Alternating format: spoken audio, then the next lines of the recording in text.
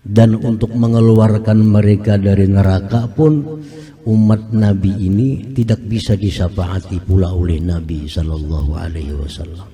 Walaupun tiap hari kita ke masjid, tiap hari kita baca Quran, tiap hari kita baca sholawat, di akhirat Nabi yang menyerah memberikan syafaat, apalagi para wali. Nah, bila demikian halnya kita sampai mati, maka di akhirat kelak kita kada akan dapat syafaat Nabi Muhammad sallallahu alaihi wasallam. Hada Rasulullah hadal Mustafa. Rasulullah menyatakan bahwa tiap-tiap nabi yang diutus oleh Allah Subhanahu wa taala ada mempunyai doa yang mustajab. Tiap-tiap nabi itu ada punya doa pemungkas.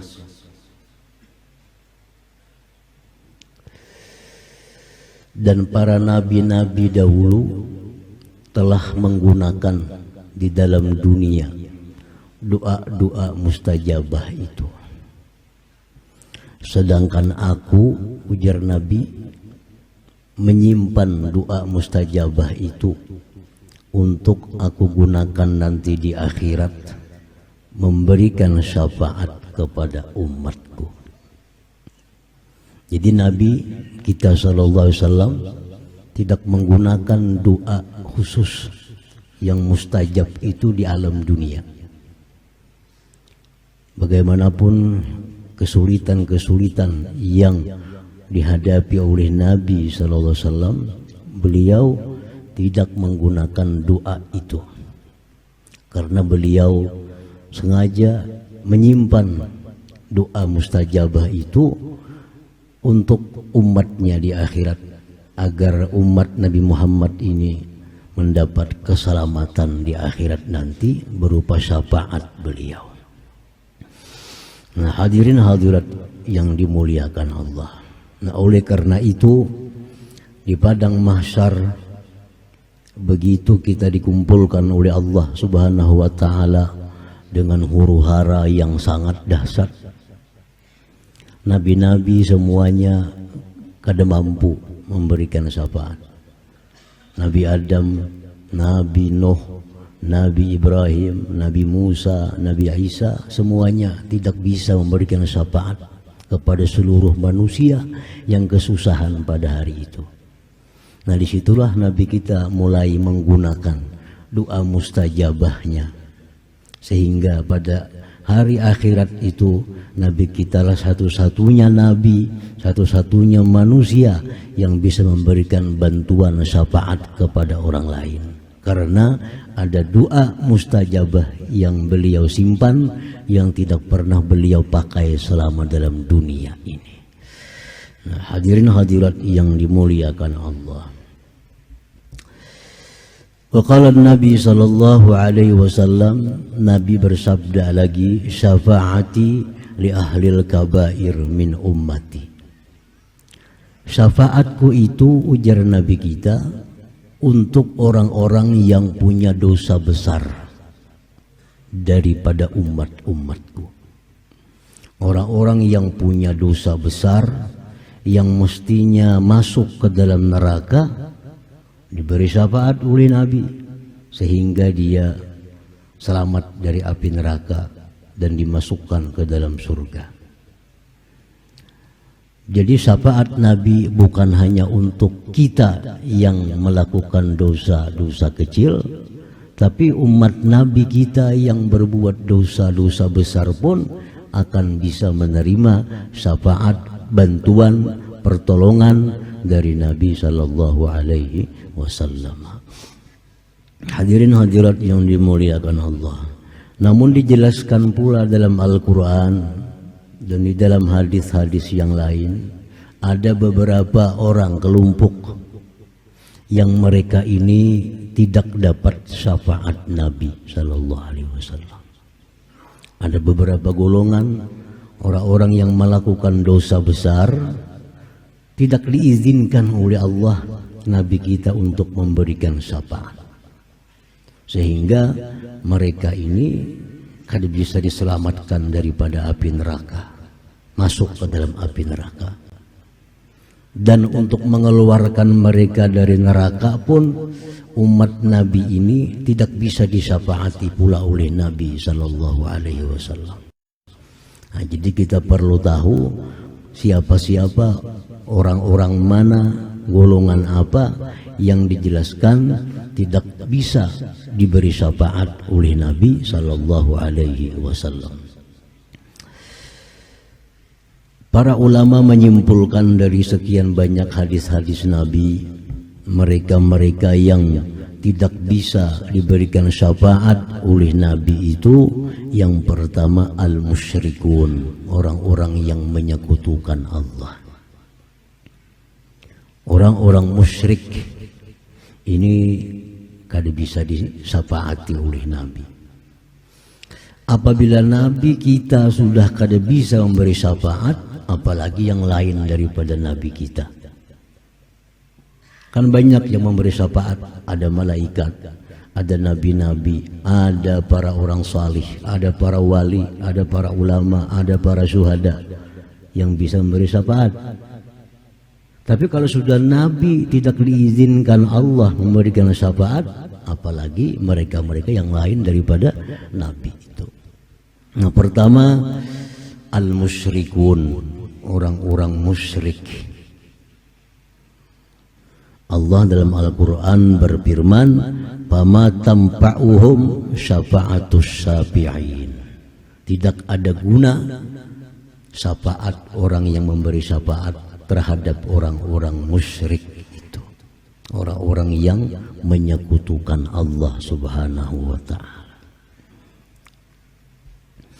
Orang-orang musyrik ini jangan kita anggap penyembah berhala. Orang-orang musyrik ini jangan kita anggap hanya penyembah matahari bulan. Orang disebut musyrik menyekutukan Allah adalah orang-orang yang mengiktikadkan di dalam hatinya ada selain Allah yang mempunyai sifat seperti sifat Allah, disebut musyrik. Dalam hati kita mengiktikadkan ada selain Allah yang bisa memberikan bekas kepada kita. Itu sudah masuk golongan musyrikin. Misal, yang bisa mematikan itu hanya Allah. Tidak ada yang lain bisa mematikan, itu hanya Allah. Ini i'tikad ahlu sunnah wal jamaah, yang bisa mematikan yang hidup hanya Allah dengan namanya al-mumit. Yang bisa menghidupkan yang mati hanya Allah, namanya al-muhyi. Dalam Asmaul Husna al-muhyi, al-mumit. Al-muhyi yang maha menghidupkan. Yang bisa menghidupkan yang mati itu hanya Allah. Kalau hati kita ada i'tikad, i'tikad itu artinya keyakinan bulat. I'tikad. Ada yang bisa menghidupkan selain Allah, berarti kita sudah musyrik. Walaupun tiap hari kita ke masjid, tiap hari kita baca Quran, tiap hari kita baca sholawat, tapi i'tikad dalam hati kita ada selain Allah yang bisa menghidupkan yang mati. Kita sudah memakaikan sifat Allah kepada selain Allah. Itu namanya musyrik. Nah, al-mumit yang maha mematikan. Artinya apa? Yang bisa mematikan yang hidup itu hanya Allah. Tidak ada satupun yang bisa mematikan yang hidup kecuali Allah. Itu mesti jadi i'tikad hati kita, keyakinan bulat kita. Kalau ada i'tikad dalam hati, ada sesuatu, ada seseorang yang bisa menghidupkan yang mati selain Allah, berarti syirik. berarti kita musyrik. Jadi jangan kita kira yang musyrik itu hanya penyembah berhala. Bisa aja orangnya bersurban tapi musyrik. Bisa aja orangnya baju takwa tapi musyrik. Karena i'tikad dalam hatinya demikian. Asy-Syafi, nama Allah yang maha menyembuhkan. Artinya apa? Tidak ada yang bisa menyembuhkan orang sakit selain Allah. Tidak ada yang bisa menyembuhkan yang sakit selain Allah. Itu i'tikad dalam hati kita. Keyakinan bulat dalam hati kita. Nah sekarang kita mengiktikadkan bahwa ada selain Allah yang bisa menyembuhkan orang sakit. Berarti kita sudah menyekutukan Allah. Kita musyrik. Kita mengiktikadkan, meyakini bulat di hati bahwa orang ini bisa menyembuhkan orang sakit selain Allah. Berarti kita musyrikin. Kita orang yang musyrik. Nah bila demikian halnya kita sampai mati, maka di akhirat kelak kita kada akan dapat syafaat Nabi Muhammad sallallahu alaihi wasallam karena kita tergolong orang yang musyrikin. Nah, hadirin hadirat yang dimuliakan Allah.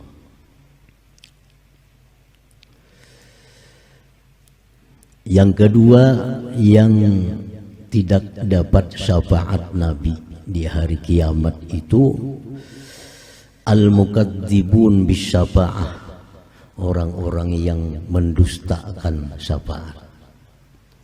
Ini dalam dunia ini sudah mendustakan ada syafaat.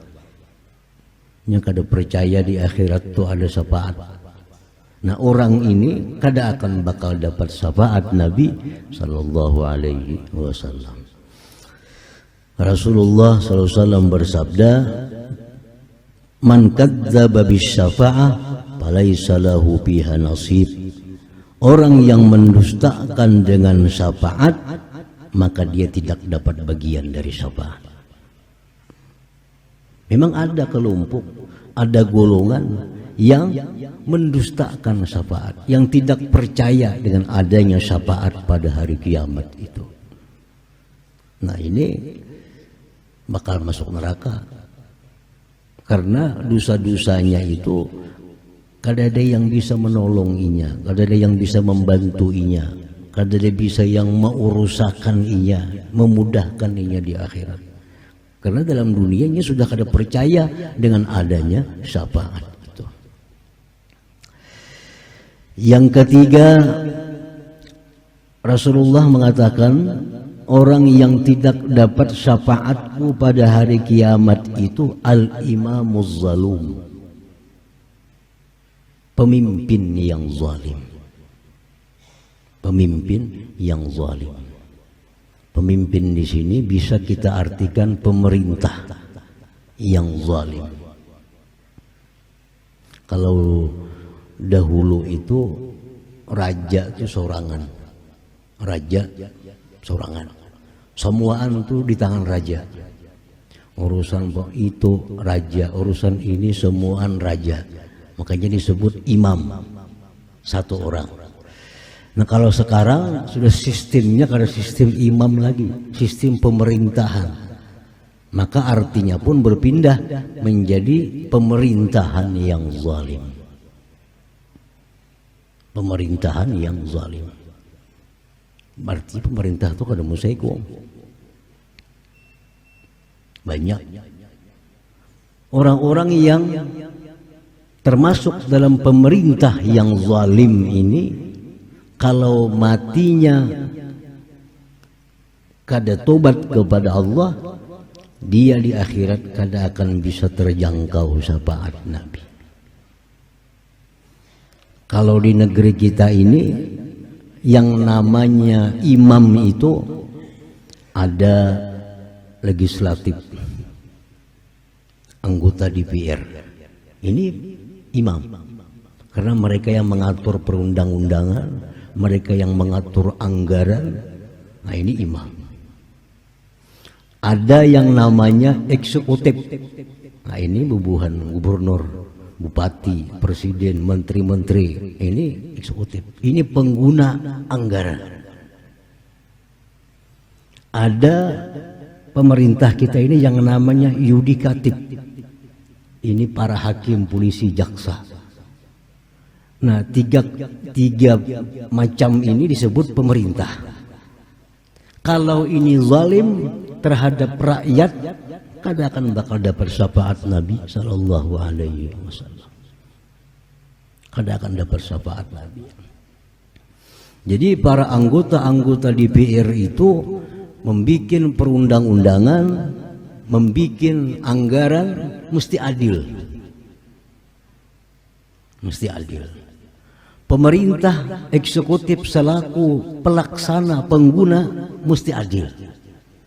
Kalau hendak dapat syafaat Nabi di akhirat, kecuali kada hendak dapat syafaat, ayo asa kehendak situ. Nah, yudikatif, polisi, jaksa, hakim, kalau hendak dapat syafaat Nabi mesti adil.